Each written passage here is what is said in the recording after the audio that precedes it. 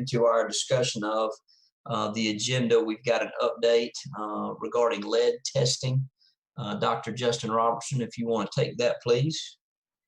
Yes, sir. Thanks, Chairman Wingate. I just sent members of the board 3 documents through email with some additional information, but you guys approved for us to do lead testing throughout our schools, and this is kind of an update of where that process is. We plan to get started with phase 1, which is going to include what is required of us. It's for all buildings that were built prior to 1998. We're going to get started with that phase on May 26th. And essentially what we're going to go with is the EPA standard. There's some disparity between what the state recommends and what the EPA recommends. The EPA is a little bit more of a stringent standard. Basically, if there's any source that has more than 15 parts per billion, we're required to remediate and then retest. And we're going to run with that 15 parts per billion instead of the 20 that is required by the state. There's 53 schools in that first phase, and we'll be able to get those all done this summer. So we're giving ourselves time that we can test it. If there's an issue, remediate, and then retest prior to students coming back to school. Phase 2 will get started after that, and it'll be all the schools that were built after 1998. We're not required to do that by law, but we feel like it's the right step to make. In that document, there's 3 things, and I'll turn it over to questions. Basically, a letter that we sent to principals that kind of gives a high-level view. There's also a pretty lengthy, frequently asked questions document that, if you're getting questions from the community, will help you address some of those. And then there's a list of all the schools that will be in phase 1. Any questions? Justin, you might also mention that we're opening up a Safe Schools, I believe it's going to be called, tab that'll have that along with some other information on it.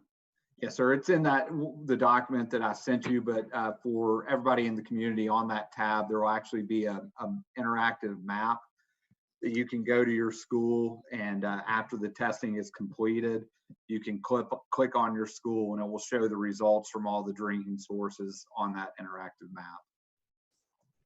Mr. Highlander? Are we doing anything on radon yet? Not yet. We've started exploring that. Tim Harper has some quotes, I believe, on how much the cost of it will be, and so we're working towards that. Thank you, Justin. All right, anything else there regarding that item? Okay, thank you. All right, so let's go ahead and get into the agenda then. You've got that pulled up in front of you. First thing that we'll have there after our preliminaries will be a presentation around the Reopening Schools Task Force. Mr. Fogelman and Lieutenant Colonel Brooks will be handling that. I guess we'll learn a little bit more about that again on Thursday. And then I guess underneath the approval of the minutes, first item there we've got would be under Mr. Goldberg there. It looks like we've got 3 bids or contracts listed there. Do we have any questions about those?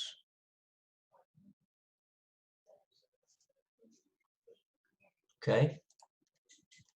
Got a financial report there for March. Any question about the financial report? All right, then we get down. Yes, I take go it ahead, back. Kathy. Are we at? I'm sorry. I think I'm misplaced. Are we at insights to behavior yet? We just went past that. Okay, I did have.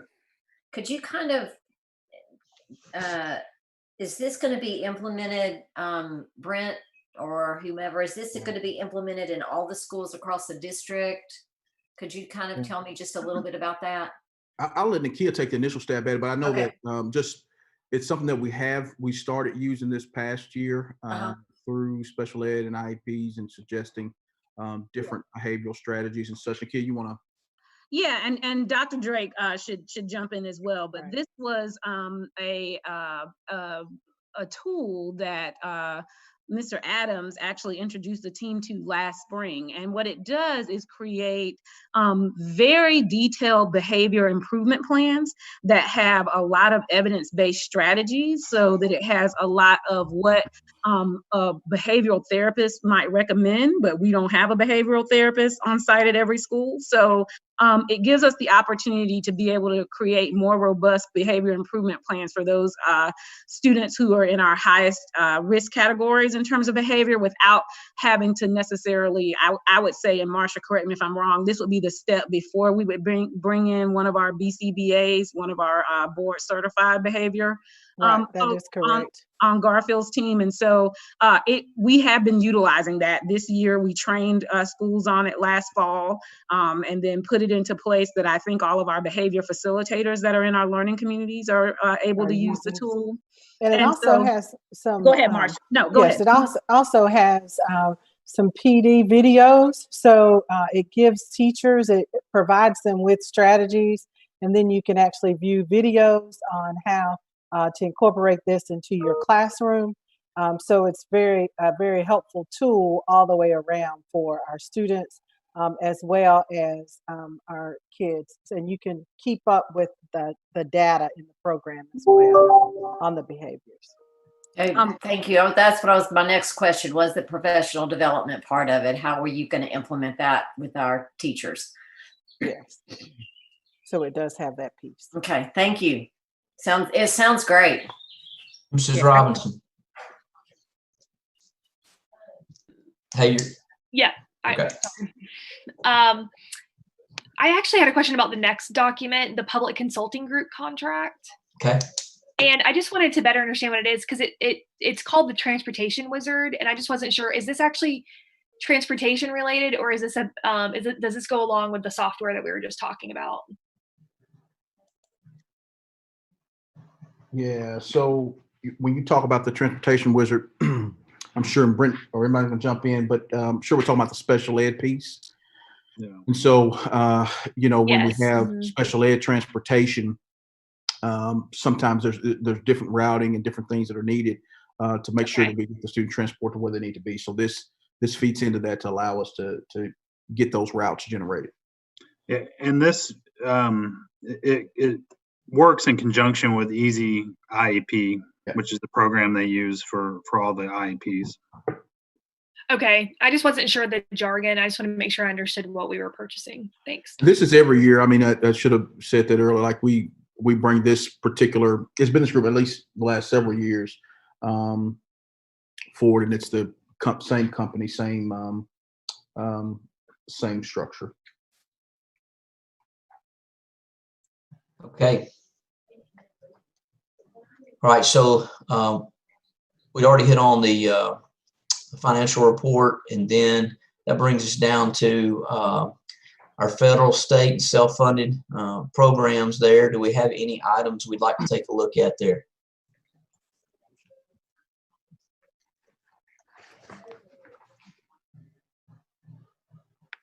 All right. Underneath that, we'll find our general purpose budget amendment. Anything there? I'll just mention this is the typical final year-end budget amendment we do to reallocate everything between expense line items. No new funding. All right, that brings us then to our third quarter bullying report. Do we have any questions for Ms. Karen Glenn there around that report? Jenny, sorry. Thank you, Joe. Yeah, Karen, as I studied this report, I've been a little concerned as the year has progressed at the trajectory of our bullying incidents. And what I've been noticing was, last year it was really tremendous that we were at 164 for our year in total compared to 2015. So we were at about half the number of confirmed reported cases of bullying. And now at the end of the third quarter, and we won't have fourth quarter numbers, or I doubt we would have much, but certainly there could be some cyberbullying still happening. We're at 143 compared to a year end last year of 164, and a significant uptick on the number of confirmed cases that were based on sex or gender, 27 versus 14 in all of last year. And I see, you know, what we've been doing, but help me understand what you think about this data and what we're going to learn from it as we head into next year.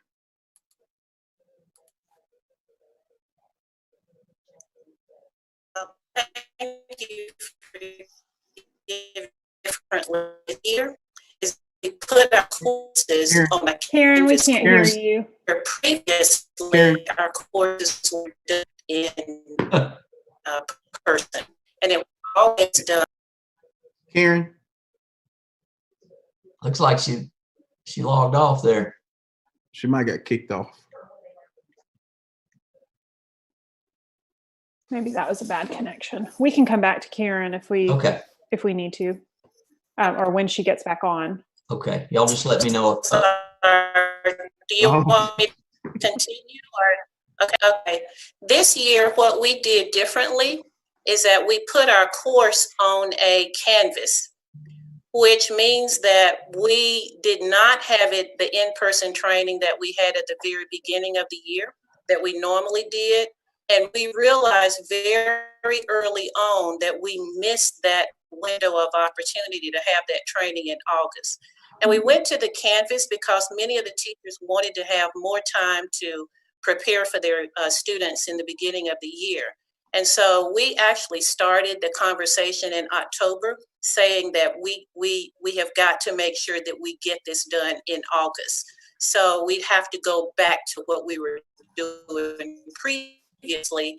Even if we're using the Canvas course, we just have to make sure that the teachers get the information in August. In reference, it has come much broader than it has been in the past. In years past, Title IX was focused on male and female inappropriate interactions. It was focused on inequity in sports. But what we're seeing now is that the Title IX issues include transgender students and non-binary students. And so for many of our teachers, that new territory for them is not a negative thing because we've had to bring to light that these are issues that we have to address. And so when we know about it, we're addressing it. So I would like for there to not have been a higher number, but I think the fact that there is a higher number, it means that we are addressing this quickly. Now, whether that's going to be the case next year or not, I don't know. But typically when you're introducing more things that it needs to be brought to their attention, you will have a higher number. And I'd also say that these issues typically were just secondary issues. Now we're seeing the transgender and the non-binary, it spiraled down to elementary as young as kindergarten students. So, we've had to be a little bit more diligent in making sure that everyone knows about the rights and responsibilities of all students. So you pointed out that professional development, that you're learning on that piece of how that needs to be handled. Any changes to how we're working with students? Because this is where this comes from. Well, the primary focus has been on teachers so that they understand to quickly respond to these injustices and to correct it. And we do have some programs, We Matters, the Move to Stand, even with the Superintendent's Youth Council with the Youth Summit. Those are all aspects at elementary, middle, and high school that we're using to focus on the student training. But The primary piece that we changed this year was the format that we had for the adult training. Okay. So that's what I feel like we kind of missed it. Some of the courses that were on Canvas could have been delayed, and there was a time that their completion date was January. This can't be January. It has to be done in August so that everybody knows in the very beginning what needs to be done. And when we missed that window of opportunity this past August, it captured it. So, it was a pilot this year. It was the first year we did it on Canvas, but it helps us to learn what we should do differently. Okay. That'll be interesting over time as we think about professional development across the system, using Canvas for many different types of professional development, and how useful it is and how much the timing plays in. 143 confirmed cases of bullying with 44,000 plus students is a very small percentage, but every one of those students is a person, and they only get to be that age that one time. And so every one of them is important, and I know that you know that. Yes, absolutely. And we always say, we like for our numbers to be low, but if one child is bullied, it's one child too many. So we really take every incident very seriously, and we do want to do everything we can to make sure that we correct it quickly, and we put in some kind of corrective measure. And we don't want under-reporting. That is correct. And that's exactly where I was going to go, Jenny, as well. I would be as or more concerned if I saw all of a sudden we've got 10 cases, in the district. Yeah, great point. And conversely, if we had, 500 cases in the district. And so when I think about the range, it's been pretty consistent. And in fact, I think since 15, even when you look back, and Karen can speak to this even more intimately than I, and going back to the board, strengthening practices and expectations around reporting, ever since, it's been really a bright spot, and Karen in large part, in leading a lot of our effort. But I think, again, to the point, it would concern me more if we were declining way too much. And so I hear you. I think it's something we continue to look at. Okay. Thank you, Joe. That's all I've got on that. Robinson.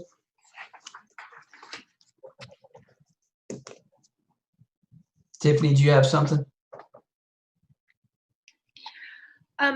Hey, Karen, I just had a couple questions. Are we going to actually have a presentation from you on Thursday on this, or it's just part of the agenda? It was just it was just for the just to share with you report. Okay. And as Jenny said, this is the third quarter. We're collecting the data for our fourth quarter. We fourth quarter, as it had all during the first three quarters, it would likely have been higher, but it will probably be pretty much the same, but we won't know that definitively until we get that year-end report. Okay.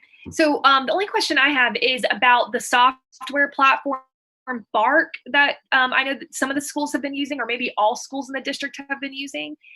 Does BARC, is it managed under your department, and then have any notifications that come from that platform? Are they playing into these numbers? I know that there are school counselors that are actively getting alerts. No. Okay. Yeah. When you say no, IT deals with BARC and works directly with schools and counselors on that. Now, whether or not it could be playing into the numbers, I mean, it depends on what's investigated there from the case, but Karen doesn't necessarily deal with that. And the BARC software allows us to, and not all of our schools are using it. Some of them have opted into using the free version of it. Allow us to assess where we are. Justin, go ahead. I'll say, Dr. Johnson and Dr. Robertson might want to add to this, but just as we hit the COVID-19 disruption, we were having IT was convening the principal work group that was a part of our one-to-one rollout to talk about our BARC strategy. There has been conversation about being more proactive and having a district-wide stance around BARC and integrating it in schools, and also standing up more clear and standardized procedures between schools. So I believe that we will go back to that. There may have been one meeting, and it literally was, I think, the last week of COVID-19, and we just haven't gotten back around to it. So BARC is something that's on our radar because we have come across some alerts that frankly were just, distressing with kids. And so we want to make sure that we have a tight process to not let any of those slip through the cracks, and that we are being consistent from school to school, because there is good information that BARC is able to provide us if a kid's in trouble. Yeah, no doubt. I think if we're going to utilize a platform like that, whether we're paying for it or not, I'm not really clear on whether we're just doing kind of like a pilot with it, but either way, it just feels like a really useful tool, especially in conversations like what we're having with Karen on the work she's doing. So, and I think to your point, Tiffany, one of the other things probably more broadly is, so as we've dealt with the usage of more technology, and frankly, younger students have more access to technology, teaching them the appropriate ways in which to use it and to interact becomes critically important. So one of the things we're working through right now is digital citizenship, and setting up some training that we'll ask all students and parents to engage in around digital citizenship, which dovetails right into, the conversation about, the BARC and such safeguards that keep students from doing cyberbullying types of things. Okay. Next item here would be the proposed schedule of sessions for the upcoming 2021 school year. Do we have any questions about that? I actually have one. I tried to get on the website today, and might have been a problem on my end, but all my devices I couldn't seem to log on to hcde.org. But that October 15th session, how does that relate to fall break? Is that the week after, the week before? Anybody got that pulled up or can look at what fall break, where that falls next year?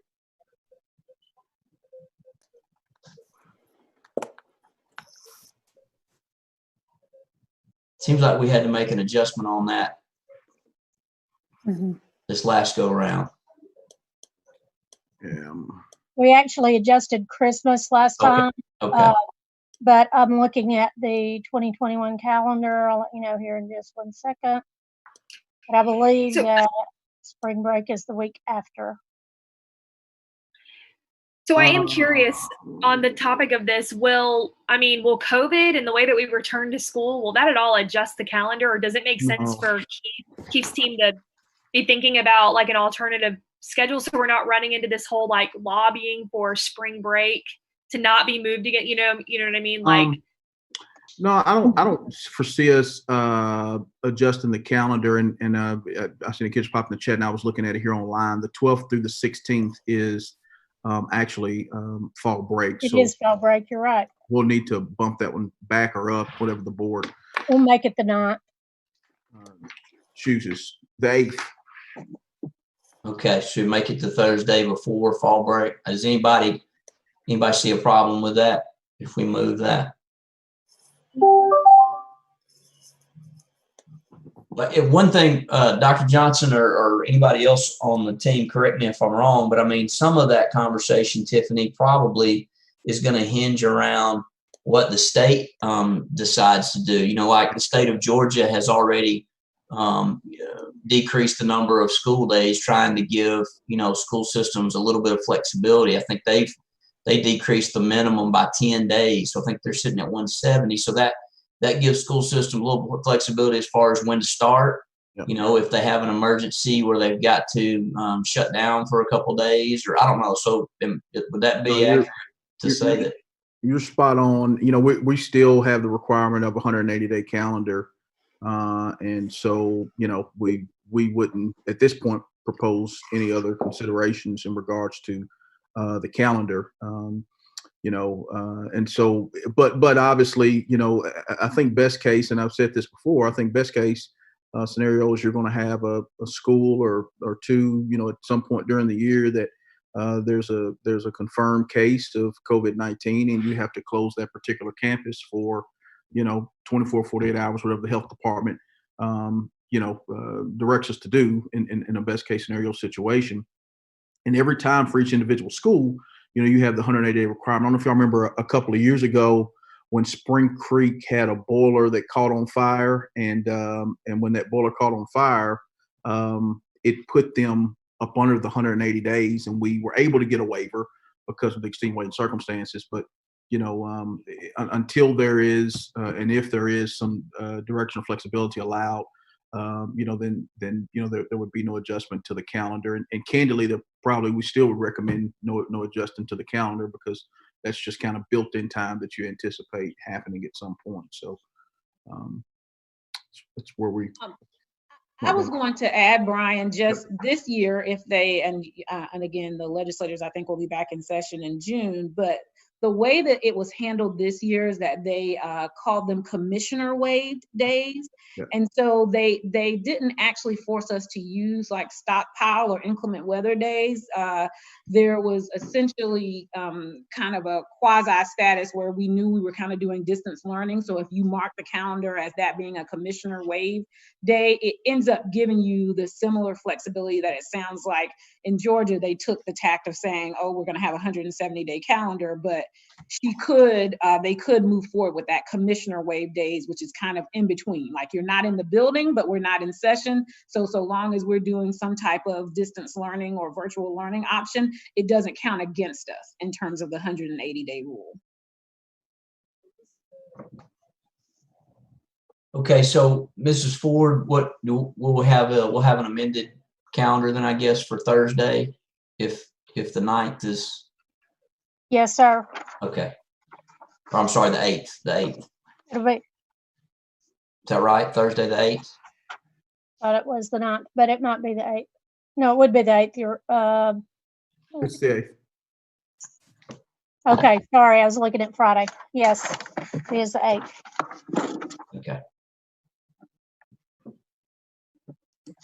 So yes, sir, I'll make that change. Okay, then that brings us down to some board policies here. Anybody got a question about any of these? Looks like most of these center around leave time. Yeah, Chairman Wingate, I just mentioned this, Keith. Okay. We've covered these as part of our collaborative conferencing relationship with HCEA. We reviewed the pertinent parts of these policies previously with them, and we have agreement on all the changes that specifically affect their membership. And then I will say that there's several places through these policies. What we've done is try to get some consistency between the way we treat our classified employees and our certified employees. So in several instances in these policy changes, it's just getting some consistency, and then the rest of them are really clarification, cleanup type items. But if there is any questions, I'll be glad to answer. Go ahead, Mrs. Hill. Thank you, Joe. So the sabbatical leave policy is the one that I had questions on as I read through these. So first, in line 3, where we're adding, the sentence feels like it's missing something here. Sabbatical leave may be granted, for employees who have been recommended, for graduate study beyond the master's degree, educational improvement, overseas teaching, and or student teaching, which will benefit the school system. Okay, actually, now that I've read that out loud, that one does make sense. Okay. But then moving down where we've struck lines 13 and 14. So we're actually making a decision and voting this in that there will be no paid sabbatical leave. Is that how I am to read that, Keith? That's correct. Okay. and really, even with this language in the policy, we did some pretty extensive research and cannot determine the last time that we had an employee approved. I thought that was probably the case. It seems like when we've discussed sabbatical leave before, and it says the last time this policy was revised was in 2014, but that's not right because we looked at it during our big policy year. But so if we are not granting any particular, if we're not granting any funding for sabbatical, I have, I guess, two questions. Like, number one, what's the point of this policy versus a leave of absence policy? Because the only thing that I see difference is that if we agree to it, then they have to, if they do it as a sabbatical, they have to come back and work in the system for 3 years of employment. But I don't understand if there's no compensation for this, why it's different than a regular leave of absence. We could combine it with a regular leave of absence. Since the policy already existed, what we elected to do is just leave it in place. And we do have people that specifically exercise this, not many, but specifically exercise this option.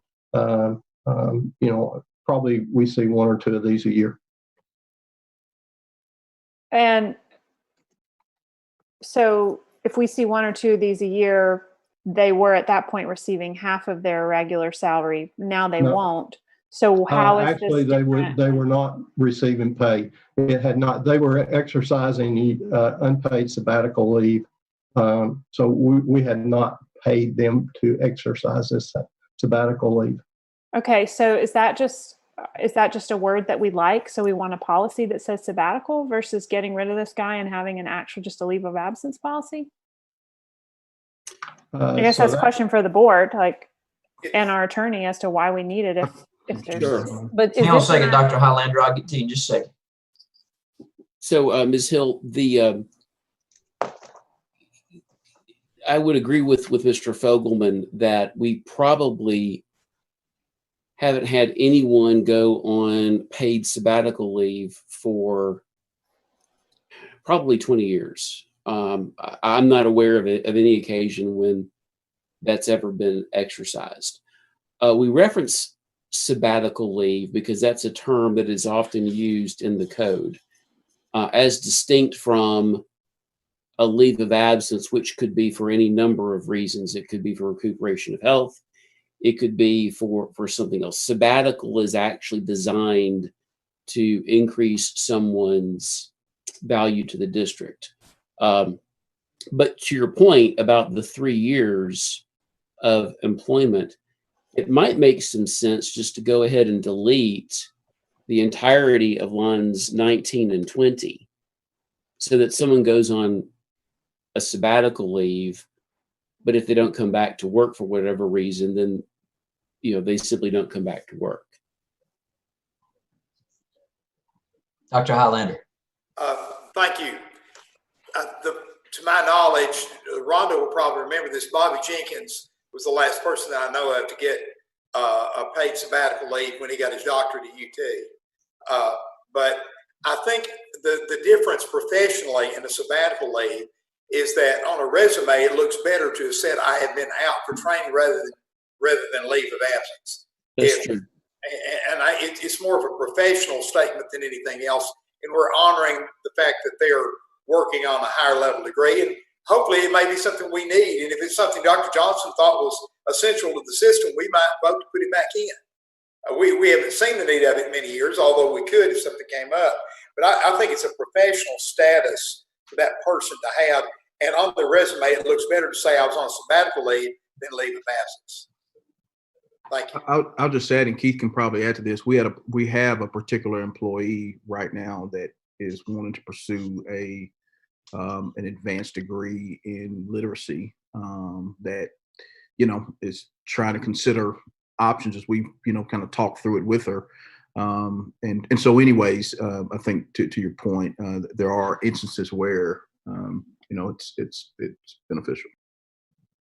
Hey, can I ask a quick question, Mr. Fogelman, in terms of, and I don't want to split hairs, but I do see where Jenny's coming from a little bit, but I also understand the point about just kind of professional status. But in regards to leaves of absence and then the sabbatical, is the language different as far as like, so it says an individual is not eligible for more than one every 7 years. How do we work leaves of absence? I mean, what's the rate at which someone can take those?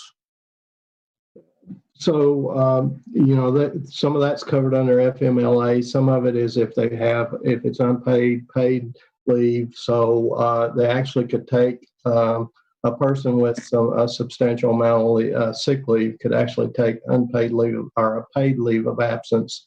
As long as essentially they have sick leave available to them. There is some provisions, of course, under FMLA that we cover.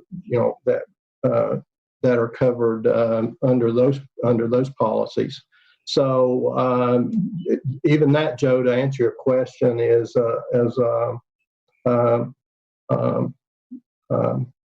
I guess the 7 years wouldn't apply in a LOA, and it's almost the individual circumstances of the employee that we as we look at their leave of absence that we're addressing. Right. So sabbatical leave is never going to be something that falls up under FMLA. This is strictly professional leave. And one thing it does do, to Dr. Highlander's point, it allows us to, from a tracking standpoint, we're able to, with this policy in place, we're able to track the sabbaticals versus leave of absence for personal illness or whatever the case may be. Okay. All right. Anybody else on that? All right. Any other of these policies listed here that you would have a question about? Chairman, Tiffany asked about the collaborative conference team reviewing those. And so Keith can speak to this better now, but we actually went through that conversation last year. You want to talk a little bit about where that is? So we actually reviewed these probably back in February with the HCEA. It was during the same time that we were meeting to discuss what we thought at the time would be a projected pay raise for this coming year.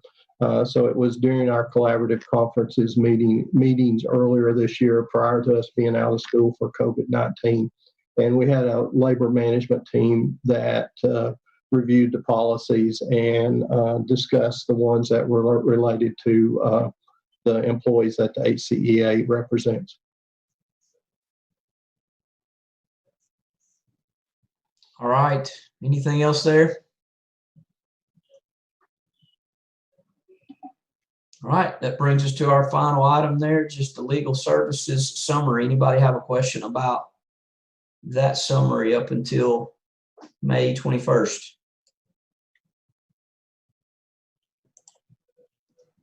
All right. Looks like that's the end of it. Anybody got an announcement? Anything we need to know before Thursday? I don't know who came first. Mrs. Robinson, go ahead, and then Mrs. Hill and Mrs. Lennon. Yeah, I don't have an announcement. I just have a general question just in regards to Thursday's meeting. I know Keith and Colonel Brooks will be giving some type of presentation on the phase-in plan, but I just wondered, are we going to hear any answers on Thursday, or is it just going to be a presentation on the work that you all are planning to do? Yeah, Keith can speak to it, but now I think it's been more general in regards to an update on the work and just making sure that you all understand kind of what they're thinking. Keith, you want to speak to? It really is. In the press conference last week, we covered really what our guiding principles for the project would be and the task force. and it's really to, elaborate a little bit more, also, to share with you some of the information and research that we've conducted to this point, and really let you know kind of what our next steps looks like, things like communication schedules, things like that. Okay. Well, just the one thing that kind of keeps popping up for me is, of course, parents are constantly asking me, like, are my kids going back to school? Are my kids going back to school? So I think, I'm just trying to spread the word of what your group's doing. Because I definitely want parents to understand there's going to be school. We just are trying to figure out what that looks like. But I am also getting just word that some of the local private schools, mainly like some of the smaller private schools, are already starting to kind of inform their parents that they're, that they may not even like allow kids back in August. I just don't know if there's a way for us to maybe reach out to some of those smaller schools and say, hey, like, we're planning something and maybe we would be a good example for you. I don't know. I'm kind of surprised that this is happening, but I'm just getting information from other parents. And because their question to me is like, well, what is Hamilton County doing? And it's like, well, we're figuring it out. So just might be a good opportunity for us to at least kind of help advise some of these smaller schools.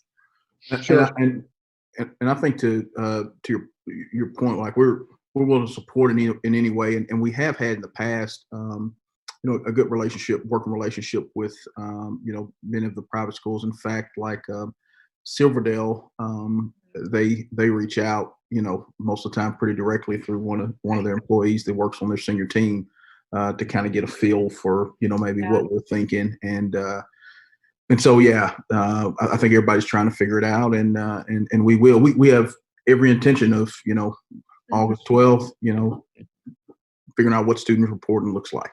Okay.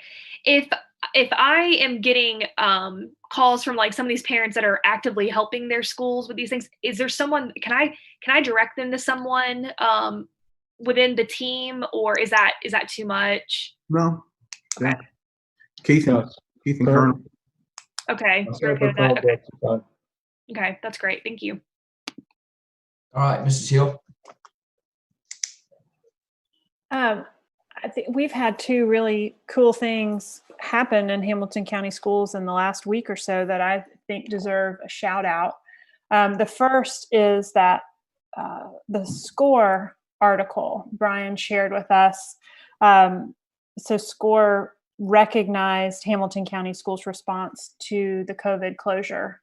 And I've said quite often how pleased I am with the thoughtfulness of our response and the intentionality of our response. And I think that the whole team deserves a pat on the back for being assertive and putting student learning first. So that goes out to every teacher, every parent, every leader in Hamilton County Schools. Thank you so much, and know that people are noticing.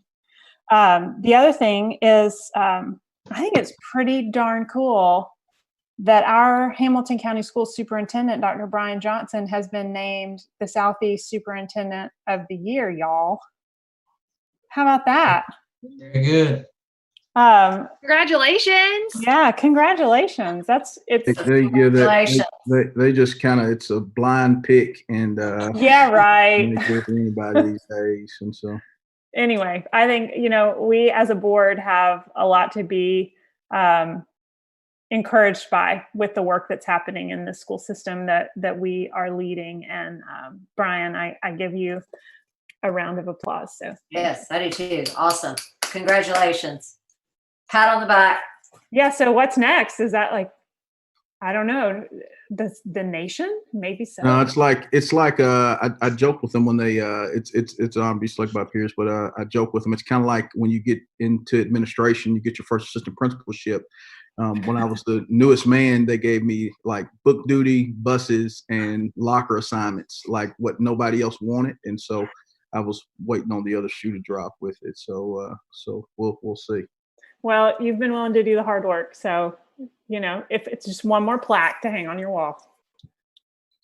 Mrs. Lennon.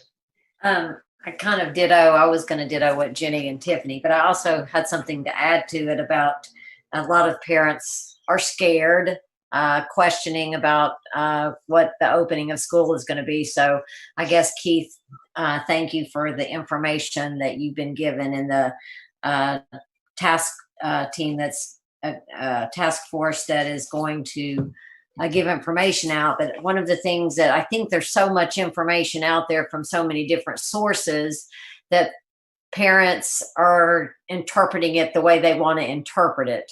And one of the biggest things, as Tiffany said, is school really going to open? And what does that look like? And so I think that you all are doing a very good job of trying to convey the message that it's going to look different for different families. We're going to do it differently for our population, we're going to have the online classes. But one of the things that I think people are getting confused about, because there are different stories from different communities doing it different ways. So they're thinking, we're cutting, we're not going to have art, or we're not going to have the sports like Dr. Highlander, or somebody brought up earlier. So if we can start addressing some of these topics, Keith, about because I hear that all the time. Are we not going to have? And I said, no. To my knowledge, no positions have been cut. I don't think any of these resources. We're still going to continue. We're still going to have technology. We're still going to have art in the classes. We're still going to have. I would assume we're still going to have physical education at our schools, but these are all things that are being brought up because they're reading the articles in the newspaper about what other counties are doing. So I think that there's a lot of misinformation out there. So I think the more that we can be proactive about addressing it for our Hamilton County schools, I think the better we're going to be. Mrs. Thurman. Yes. First, about graduations, I know that a couple of schools, Ivy Academy, and I've spoken with them. Spoke with Steve Henry today. Still not real sure what we're doing there. Talked with Tobin. I think he's already planning his. But what are the other people in other districts? Are they doing about their graduations? Where are we on that? It's all over the place, Rhonda. I was with the superintendents in the region, and they're really all over the place. Some are trying to go forward. Some are pressing pause. They're trying to figure it out. Most of them have June and July dates. And also, as an update to you all that was coming, Justin has been working, actually made the connection through Tucker on Finley Stadium as a option, because the seating capacity, I think, is 14,000. And so we're looking at that as well as another viable option from a location standpoint to get, if we're able to have them, to get more people more spread out. So we're plugging forward, trying to figure out of June, hopeful for June, because honestly, once you get into July, just not good. Well, that's why I think, we need to really get working on that, because like I say, July is hot. And I know that Ivy Academy was going to go ahead with theirs because they have picked one for the military and they didn't want to lose those. And plus some kids go off to college in July. And so that's another thing. Also, about East Brainerd Elementary, what's the update there? We're still working through it. I think I shared in the update on Friday that, so y'all know the three options. The one that looks most likely is East Hamilton, but we still have some details to work out.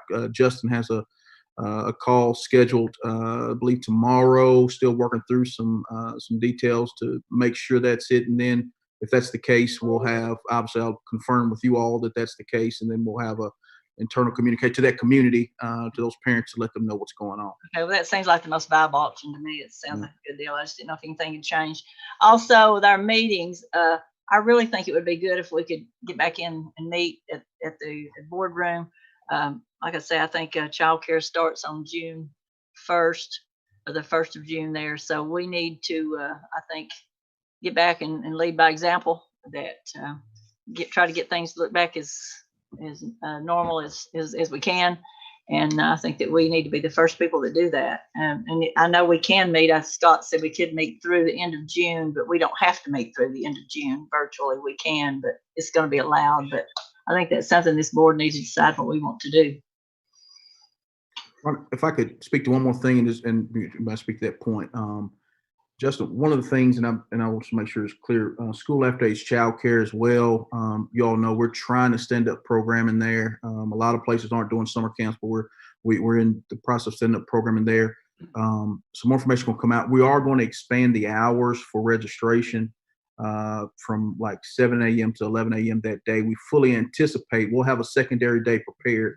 We fully anticipate the spots being filled. If we get to a particular school that has over 25, and we'll do this as a safeguard, we'll look at a lottery process. And so that's the only fair and equitable way, as we start talking about, if you had a school that got over 25, how do you do it, and how do you try to be as fair as possible? And there's some other nuanced pieces there, with siblings and twins and things like that we have to work through. But appreciate the work Justin has done, and Kathy Loftus, and really that whole team in, frankly, trying to fill a gap, right now in our community. I know it's so many parents are trying to return to work, and we're trying to do it as safely as possible. And obviously we'll put our feet in the water. So. Dr. Johnson, can I just echo that to be clear that since it's not going to be on a first come, first served basis, you can sign up anytime between the 7 to 11, and you don't have, and it's going to be a lottery. So even if you're the first person to sign up or the last, you're going to have the same opportunity to get one of the spots if it fills up. Now, if we don't get 25, then we should be good anyway. But we heard that from the community and felt like it was something we needed to address. Well, some of the schools, you have a school like Wallace Smith. It was built for 800 and something students. You only have 25. There's room for a whole lot more than 25 kids there. It's a staffing. 25 kids. It's a staffing issue. Yes, ma'am. We've got traditionally, 32 sites, and with the staffing with that, a lot of our staff are UTC students and college age kids that want to work part-time. And so it's not about us, thinking that's the only thing we can do. It's a staffing issue. Do we have enough staff to hold up more than 25? So I just want to be clear. So it is lottery no matter what. No, if there's under 25, so if there's 24, everybody's taken to that site, right? Okay. So I also want to verify something, because I was asked a lot over the weekend about this. Is it only for essential workers, or can anyone send their child? Parents have to bring a letter from their employer saying that they are employed and that they're an essential worker. And what we're trying to do with that is to make sure that we're supporting the community, the best way possible. Again, this is not it's a tough task, and it's one that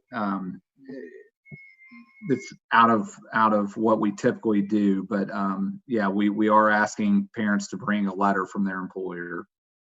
Well, I know how hard this was. Believe me, I really do. I just, my heart breaks so that this isn't for every parent. I'm just going to be very honest, because people are being required to go back to work, and whenever essential and non-essential workers can't go to work, we have a bigger problem. But I'm airing my grievances. I recognize you guys have done what you can. I just wish there was another option.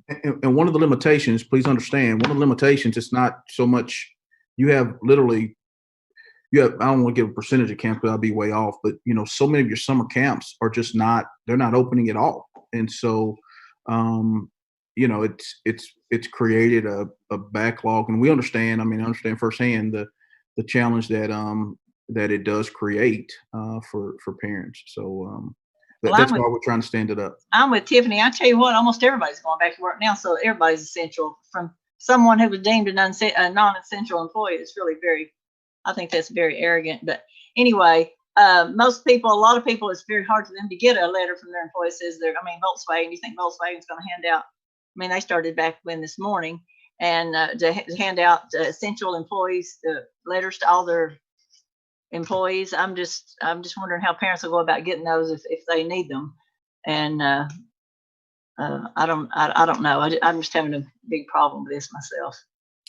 Well, if I can make one suggestion, and I don't know if there's the bandwidth for it, but maybe principals could put together a list of staff members, teachers or assistants that have a desire to work over the summer, and they can supply that list to parents in case they want to hire someone to, to watch their child or their children, or maybe a group of children from their homes over the summer. Because I think if it's only a small amount, there's no need for a daycare license or anything like that. But I just know parents that are having to come up with ideas like that and resources like that because, we got to go to work. So, but I've seen other schools do that, put together a list of employees that want to work for the summer. Maybe they were planning to at summer camps or, maybe even at the child care centers and they can't now. So maybe that's something that our principals can do and just send it out to the parents for those schools. Well, I had a parent last week that told me, it was actually a grandparent, but she was keeping her grandchild or her daughter. And so the grandmother who was called back to work. So the mother works in the manufacturing, the grandmother works in an office, and the boy's having to literally sit in the car while his grandmother is working because she has nowhere to leave him. And so they have a phone, he has a phone, she has a phone, she talks to him during the day, but he's literally having to sit in the car in the parking lot. People think that's crazy, but there are a lot of kids I know are being left at home alone. They should not be left at home alone. I know that's not our problem, but I'm just with Tiffany saying these are real issues. Not everybody has a mother and father like my daughter and I. My grandson can come here to work with me, but not everybody has that, and it's just a real problem. It's a real problem for everybody, and I just hate it. We don't feel any better about it. We're trying to do the best we can. Again, we opened up 11 more sites than what we traditionally do. We traditionally only open up 14 sites, and of course those are open to unlimited. But given the situation and the staffing that we have, I'm really proud of the work that Kathy Loftus has done to put this together, and her team. And these are some of our employees that when we talk about pay, these are employees that it's not like we're paying them what Volkswagen or somebody else like that's getting paid. So I'm just grateful that they're willing to do this and again provide a service to the community that not a lot of people are providing. Mrs. Jones. I just had a quick question. I got a call today from a parent of a soon to be rising first grader, but they were trying to register their first grader for school, and they don't have a Power School account. And so they were trying to figure out how to do that without, how do they set up a Power School account, considering I guess in kindergarten they don't have those. So how do they set that up to be able to register their child for the fall? So in order to do that, they would need to contact their school, because the school registrar, where they were in kindergarten, has the code that they need for that. So if they contact their school, or now the schools may have sent that home with their whenever they're picking up their belongings for all kindergartners as well. Okay, thank you. All right. You got anything else? All right. Thank you all for your time tonight, and meeting is adjourned, and we will see each other hopefully for the last time on screen Thursday.